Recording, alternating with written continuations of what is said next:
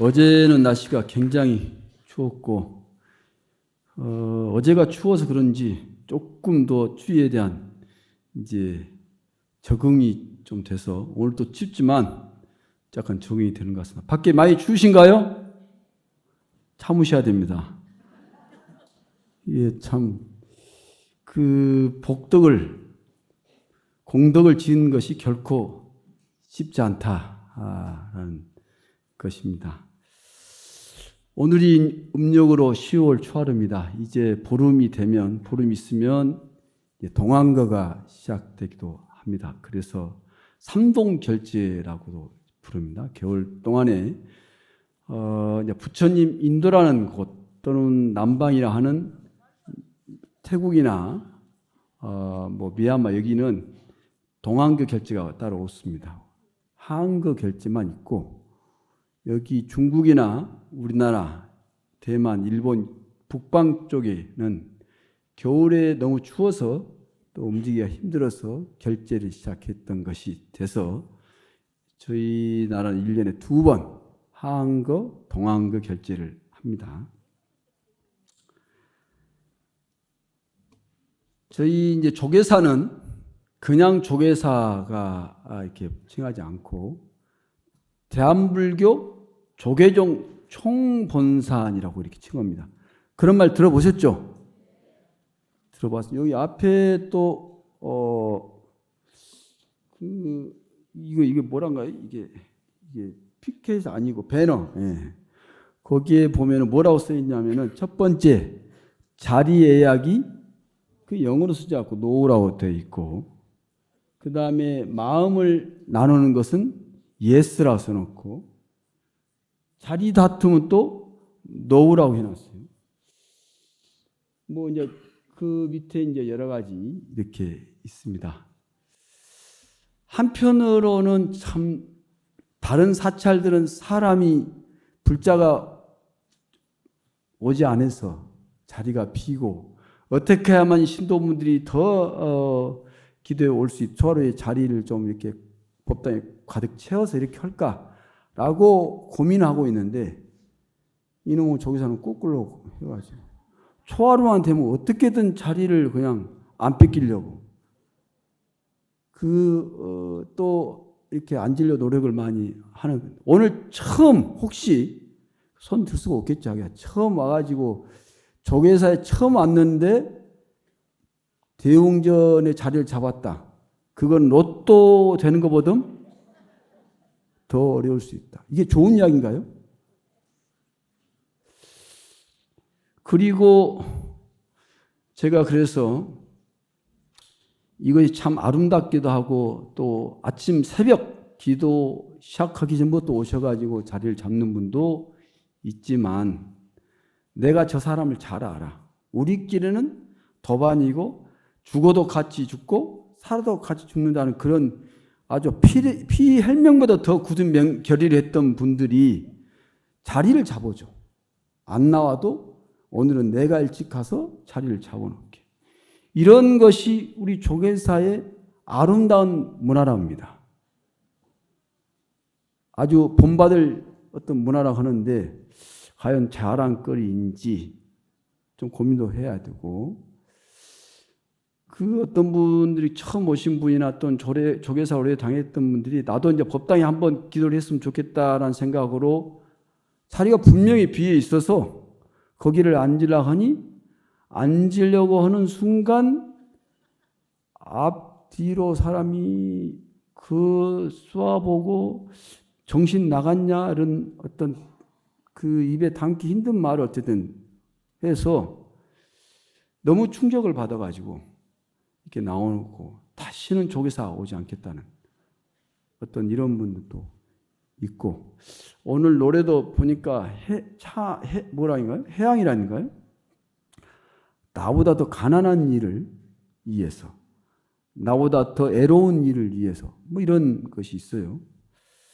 자, 우리가 그런 것들을 한번 생각하면서 조계사에 고질적이고 잘못된 것이 있다면 우리는 변화해야 됩니다.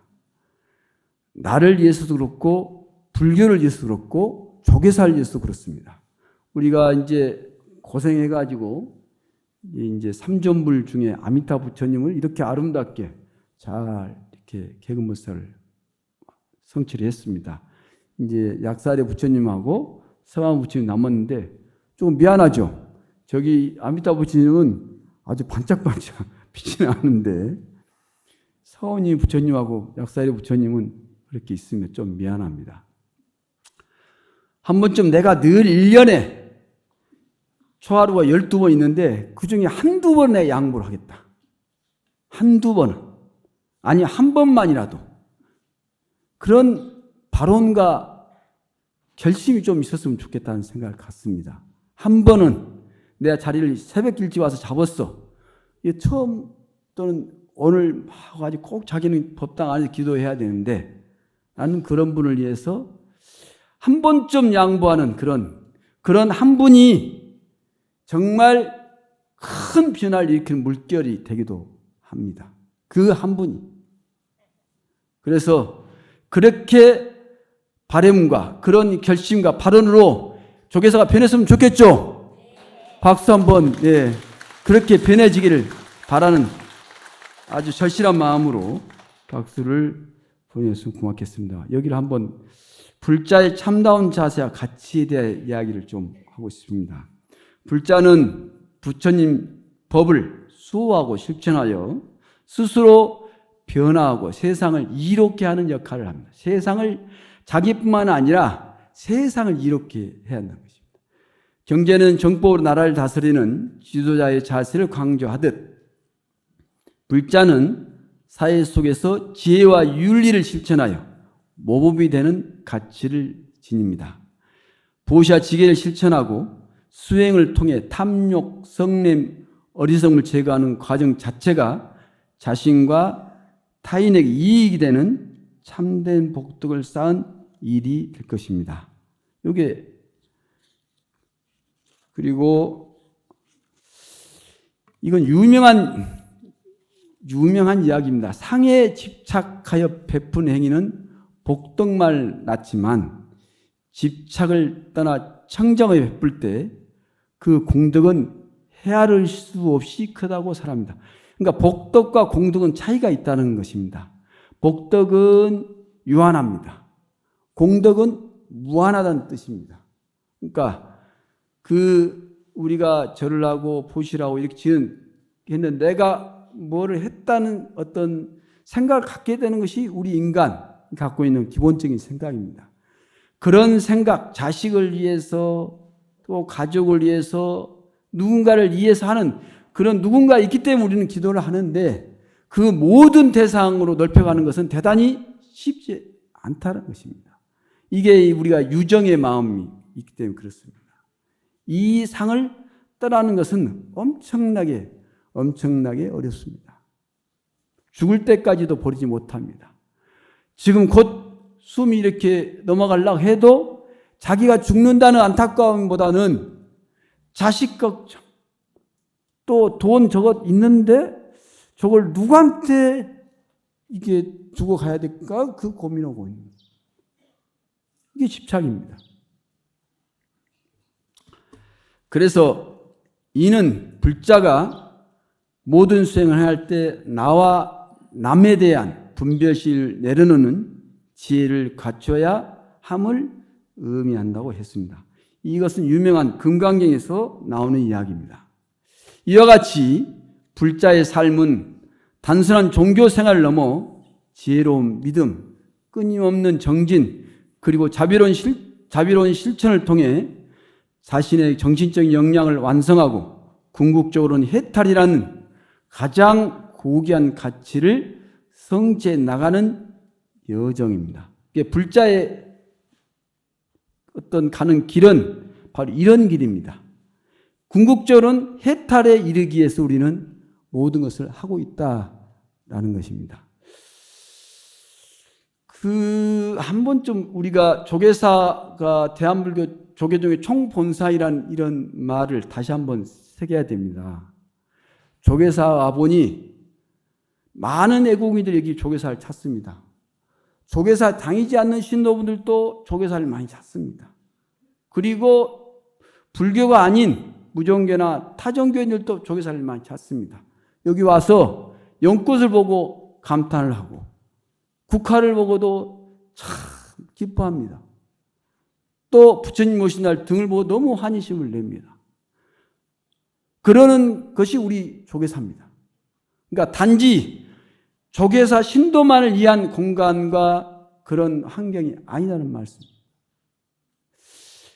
그리고 여기에 계신 우리 백사이 성중님, 동진보살님을 비롯해서 그 백사이 성중님이 또 부처님께서 또 보살님께서 이 대웅전 법당 안에 있는 분한테만 무슨 기도를 하면 기도를 성취해 주고 복을 주고 저기 밖에서 천마 계신 분들한테는 그런 복을 또는 기도의 효험이 떨어질까요? 그렇게 생각하세요? 그 정도 이 실력이 안 된다고 보신가요? 그러니까 한 번쯤 우리가 생각을 해 보십시오. 잘 생각해 보시면 우리가 어떻게 조계산을 변해야 될 것인가 우리는 답을 스스로 알게 된다라는 것입니다. 오늘 새벽부터 스님들이 자리는 자기 것만 앉으십시오. 이렇게 했습니다. 초3일 날도 할 것이고 될 때까지 스님들이 매월 초하루 초3일 날 또 더 나아가서 이제 오후 2시도 힘든 상황이 되면 그렇게 하도록 하겠습니다. 이것이 스님들 간에도 해자되고 있고요. 신도들 간에도 해자되고 어떻게 해자되고 있냐? 조계사 법당은 무섭다. 조계사 신도들은 무섭다. 이렇게 이야기합니다. 스스로 자기는 무서운 존재인가요? 자기 집에 가서 나는 무서운 엄마고 무서운 할머니고 악독한 그런 이미지를 갖고 있냐고요. 그러세요? 전혀 그렇지 않습니다. 근데 조계사 대웅전 법당에만 앉으면은 두 얼굴을 가진 내지 세 얼굴을 가진 사람으로 변화해가지고 절대 양보는 없어. 내 옆에 앉는 것도 허락하지 않아. 라고 살면 안 되겠다는. 옛날에 비단장수를 하시는 상인 중에 온액이라는 이름을 가진 상인이 있었답니다. 그래서 이 사람은 장사 수완이 좋아서 아주 장사를 잘해서 돈을 많이 벌어요. 근데 이분이 절실한, 독실한 불자였어. 그래서 그 장사를 하고 돈을 벌면 꼭 절에 가서 보시를 하고 불사를 하고 그런 공덕을 지었어요. 어느 해 겨울 이 원액이라는 이 사업가 또 장사꾼이라고 할 수 있는 그분이 큰 고개를 넘어 먼 시장에 가기 위해서 이렇게 가는데 막 눈이 내리고 추워. 그래서 원래는 그 산길을 지나서 그 시장에 도착해야 되는데 못 간 거예요. 결국은 가다가 깊은 산중에 조그만 암자에 결국 하루를 묵게 됐어요. 그날따라 춥고 눈보라가 아주 세차게 몰아쳐서 불가피하게 자기만 거기에 묶인 게 아니고 거기를 지나가는 많은 분들이 이미 그 암자에 몰려 있어. 그래. 그런데 조그만 암자니까 방이 크겠어요. 조그만해. 그래서 앉는 것도 쉽지 않은데 그것도 저쪽 한쪽에 가운데라 해야지. 거기에 난로가 아니고 뭐라 하죠? 이렇게 옛날이니까 이게 아시네요. 예, 하로풀이 하나가 딱 있어. 그 주위에 앉아가지고 그 원행이라는 분도 어떻게 해가지고 조금 가까이 가운데 가까이 가서 겨우 자리를 얻었으니 앉았어요. 그래가지고 좀 몸이 따뜻해지고 참 노곤노곤해서 잠도 오려고 하는데 누가 문을 열고 들어오시는 거예요. 봤더니 누가 들어왔겠어요? 흐름하고 옷도 막 겨울인데도 두껍게 입은 게 아니라 얇게 입은 노보살님이 아이고 죽겠다고 하면서 이제 나는 이제 살았네 하면서 문 열고 들어오는 거예요. 근데 앉을 자리도 없어. 그 바람이 드는 그 자리밖에 이제 앉을 도리가 없어. 그래서 거기에 앉아갖고, 근데 문 가까이 있으니까 막 그 눈보라 바람이 들어오겠어요? 안 들어오겠어요? 들어오니까 이 노무사님 추워가지고 어쩔 줄을 몰라하고 있어. 다른 사람도 보면서 안 됐다고 뭐 이렇게 혀를 차고 뭐 하면서도 양보할 생각은 못 온 거죠. 자기도 내일을 생각하니까, 내일. 오늘만이 아니라 오늘 좀 쉬고 내일 가서 뭔가 해야 될 일이 있기 때문에 참 마음은 좀 양보를 해야 되는데, 원행이라는 이 사람도 고민이 되는 겁니다. 부처님 가르침도 듣고 자기가 절실한 불자고 경전도 스님들 법문도 많이 들어서 갈등이 일어난 거죠. 이거 어떻게 해야 될 것인가. 그런데 자기도 모르게 벌떡 일어났어. 그 사람들이 저 사람이 왜 일어난 거 했더니 가서 이렇게 노보살님한테 보살님 저 내 자리에 앉으세요. 저는 젊어서 괜찮습니다. 하니까 그 노보살님도 놀랬지만 다른 사람들도 미쳤나 할 정도로 눈이 막 휘둥그레 제 정상이 아닌가라고 볼 정도로 이렇게 있었어요. 근데 말이 아니고 정말 노보살님은 그 자리에 앉히고 자기는 그 가에 앉아서 이제 그렇게 이제 노보살님 너무나 그 추웠던 것이 하루에 앉으니까 너무 고마운 거예요. 그러면서 연신 그 원행 장사 젊은이랄까요? 거기를 해서 고맙다고 절을 하고 그러는 거예요. 됐다고. 걱정 마시라고. 그러다가 노보살님도 어떻게 잠들었는가. 원행이라는 장사꾼도 추운데도 불구하고 자기도 모르게 잠이 드는 거예요. 그리고 잠자는데 이렇게 요 말이 이렇게 갑자기 큰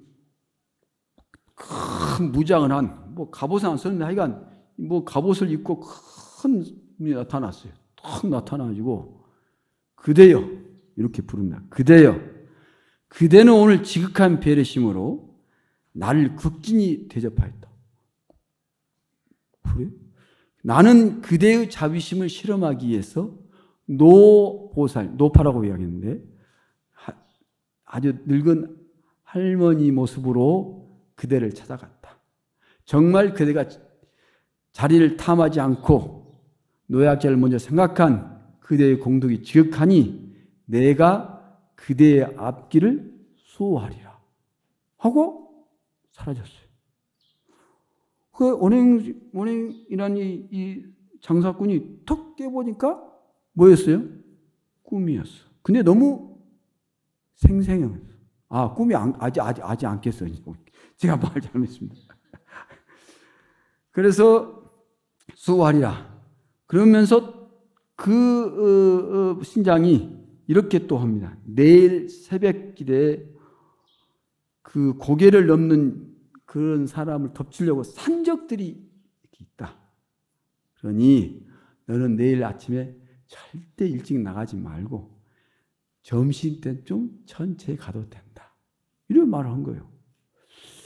그러니까 꿈속에 그런 말을 하니 다른 사람한테 그거를 말하기도 없고 안 하기도 그렇고 이게 뭔가 해서 자기 혼자 이렇게 이제 저 같으면 다 이야기해서 못 가게 했을 것인데 그래도 참 그 신장이 너만 알고 다른 사람 이야기하지 말하게 했는지 어쨌든 자기만 다 알고 정말 자기는 아침 일어나서도 안 가고 점심때쯤 이제 출발을 하려고 하니까 그 앞에 갔던 분들이 막 피투성이 되고 그 물건도 다 뺏기고 옷이 찢기고 이렇게 온 거예요. 왜 그러시냐께는 정말 산적들이 나타났고 물건도 다 뺏기고 죽은 사람도 있지만 죽으려다가 목숨만 겨우 건져서 이렇게 도망갔다고. 그런 이야기가 전해옵니다. 그러니까 그 추운 겨울에 그 신장님들의 모습은 어떻게 나타날지 몰라요. 자기가 막 뭐라 했던 그분이 관세모살인지 동진모살인지 백사의 성주 중에 한 분인지는 모릅니다. 그런 분한테 공덕을 지면은 기도할 것도 없어요. 이제는 다 해결됩니다. 그런 마음가짐으로 우리가 다른 이야기도 있지만 또 시간이 많이 지났으니까 어쨌든 이렇게 나오는 글입니다.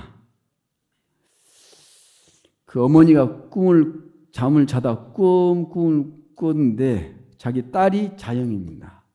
자영아, 간밤에 꿈을 꿨다.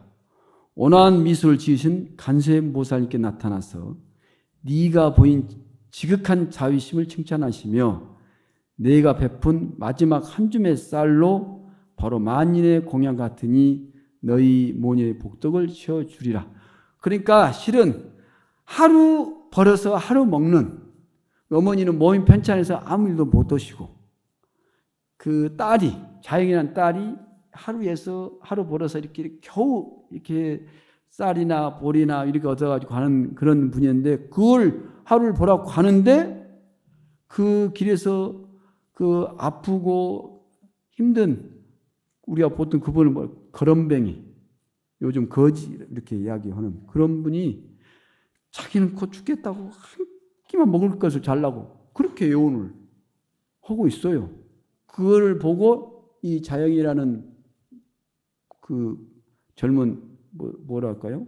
젊은 보살이라고 할까요? 딸이 그걸 보고 갔다가 다시 오고 갔다가 다시 오면서 이 한 끼를 주면 어머니도 그렇고 나도 그렇고 어머니가 너무 힘들어할 것인데 라는 생각하다가 그냥 그 얻은 쌀을 내려놓고 간 겁니다. 이거 드시고 꼭 사시라고 이렇게 하면서 간 건데 쌀이 하나도 없는데 그 다음날 새벽에 자기가 내려와서 그래도 쌀떡을 자기도 모르게 이렇게 열어본 거예요. 순간적으로. 그랬더니 그 쌀떡에 쌀이 가득 차 있던 것이.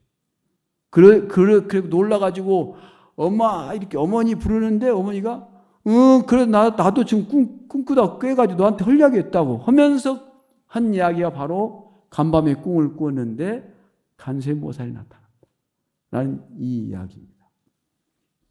그래서 여기 계신 분들께서도 어쩌면 이것은 실제로 있었던 이야기를 제가 말씀드린 겁니다. 그래서 우리 조계사 신도님께서도 그런 어떤 보시의 공덕을, 어떤 형태의 보시의 공덕을 잘 지어서 그런 훌륭한 어떤 공덕으로 그 보살님이나 부처님이나 혹은 신중류의 어떤 가피를 일어난 이런 경험을, 그런 가피를 꼭 받으시길 바랍니다. 마치겠습니다.